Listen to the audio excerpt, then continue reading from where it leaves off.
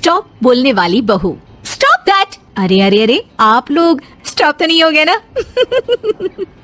लेकिन ये कहानी है इसी खेल की जो कभी हम बचपन में खेला करते थे। बैठी रहती है सारा दिन पत्थर की तरह। अरे पत्थर भी कभी कभी हिल लिया करता है। तू भी कभी कोई काम कर लिया कर बहू।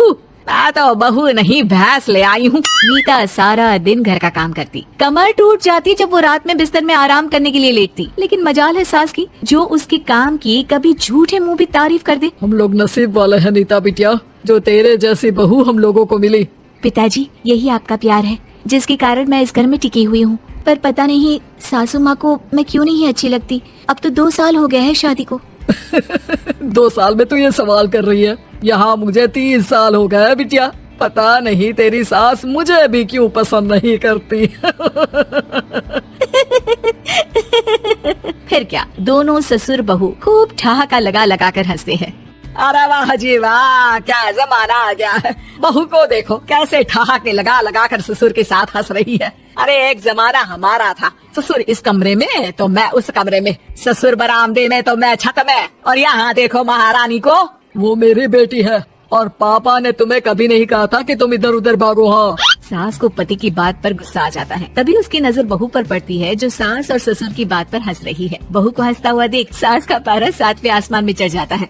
अरे कल बुही तू क्यों हंसी? तुझे कौन सी चुड़ैल चिपट गई तो हंस रही है? हम मियाँ बीवी का ये चलता रहता है, ये ना सोच के बीच में फूट पड़वा दी।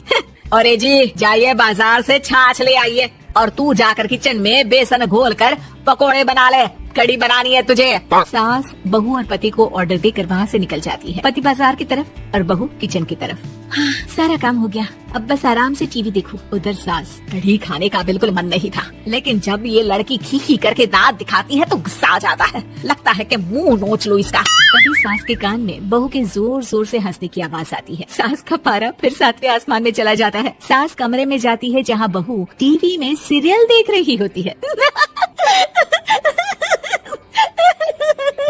अरे पागल हो गई है तो बता दे, पागल खाने छोड़ाऊं तुझे? आइए ना, देखिए ना, आप भी ये सीन देखिए कैसे बच्चे स्टॉप दैट खेल रहे हैं। इस खेल में ना जिसे स्टॉप दैट बोल दो उसे स्टॉप होना पड़ता है। हाँ हाँ, बहुत खेला है मैंने भी इसे बचपन में। कोई इतने भी पुराने लोग नहीं है अब। काश सासू माँ मैं भी ये खेल खेल पाती। सास को बहू की इस बात पर गुस्सा आ जाता है। यहाँ तो सारा घर फैला पड़ा है, रात के खाने की कोई तैयारी नहीं, और मैडम स्टॉप दैट खेलेंगी। अरे चल जाकर छत धो। बेचारी बहू जो अभी तक टीवी पर ठहाका मार रही थी, झाड़ू लेकर छत पर पहुँच जाती है। खुले आसमान के नीचे बहू भगवान की तरफ देख कर कहती है, हे भगवान, ये तो बता दो कैसे मेरे अंदर भी कोई क्वालिटी आएगी जिसे देखो जब देखो कुछ न कुछ सुनाकर निकल जाता है। वो रोने लगती है, लेकिन करती भी तो क्या, भाग्य में जो लिखा है वो तो होगा ही। बहू पूरी छत साफ करके नीचे आती है जहाँ सास मजे से बैठकर टीवी देख रही होती है और जोर जोर से हंस रही होती है। टीवी में वही स्टॉप दैट वाला सीरियल चल रहा होता है। मासूम बहू फिर से टीवी देखने लग जाती है। कितना मजेदार गेम है। सास को फिर बहू पर गुस्सा आ जाता है। अरे उसे तो बहू के हंसने की आवाज ही चुभती है। तुझे स्टॉप दैट खेलने का बहुत मन कर रहा है ना? मुझे बोल स्टॉप दैट, अब बोल स्टॉप दैट, बोल बोल। नहीं माँ जी, कैसी बात कर रही हैं? अच्छा तो फिर हंस क्यों रही है? अरे दम में तो बोल के दिखाना मुझे स्टॉप दैट। बहू सास के जोर देने पर जोर से गुस्से से बोल देती है, स्टॉप दैट। लेकिन ये क्या, सास तो मानो किसी भूत की तरह जम जाती है। मन तो कर रहा है कि ओवर ही ना बोलूं, लेकिन ये मानेगी तो नहीं ना। तभी डोरबेल बजती है और बहू सास को ओवर बोलना भूलकर दरवाजे पर चली जाती है। अरे कमला, तू क्या करने आई है? भाभी जी काम पर रख लो ना, बहुत जरूरत है पैसों की। मैं जानती हूँ, पर मेरी सास नहीं मानेगी ना। अरे पता नहीं भाभी कैसी सास है आपकी, इतना काम तो मैं 4 घर का नहीं करती जितना वो आपसे 1 घर में करवा लेती है। बहू काम वाली से खड़े होकर तकरीबन आधे घंटे बात करती है और उसे विदा कर जैसे ही घर के अंदर आती है तो देखती है कि सास वैसी की वैसी ही खड़ी है। स्टॉप दैट, ये जो क्या कर रही थी वो। अरे हाय, ये सासू माँ को क्या हो गया? अब ओवर बोलूंगी तो मेरी तो जान ही निकाल देगी। क्या करूँ मैं? बहू उनका हाथ पकड़कर बेड पर लिटा देती है और फिर कहती है, ओवर। क्या मेरे सर पर खड़ी रहेगी अब? क्या मैं आराम भी ना करूं? जा यहाँ से, बोला है ना कमरे में आया मत कर। जब देखो कमरे में घुसी रहती है, अलमारी को घुरती रहती है। अरे कुछ नहीं देने वाली, ज्यादा वहम में मत रहना, समझी?